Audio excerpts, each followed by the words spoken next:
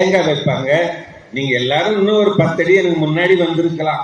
ஏன்னா நடுவில் யாரோ சடுகுடு விளையாட்டு விளையாடுற மாதிரி இவ்வளவு தொலைவு தள்ளி போட்டீங்க. சரி இருக்கட்டும், நீங்க பதில் சொல்லாமல்ல. எலிக்கு என்னென்னமா வைப்பாங்க?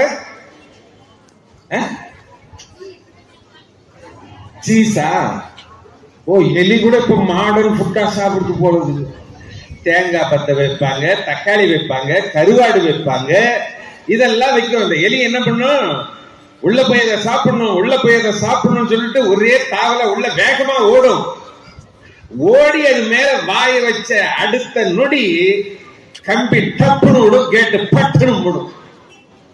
இப்ப எலி என்ன பண்ணும்? உள்ள வச்சிருக்கிற பொருள் சாப்பிடுமா? என்ன பண்ணுது?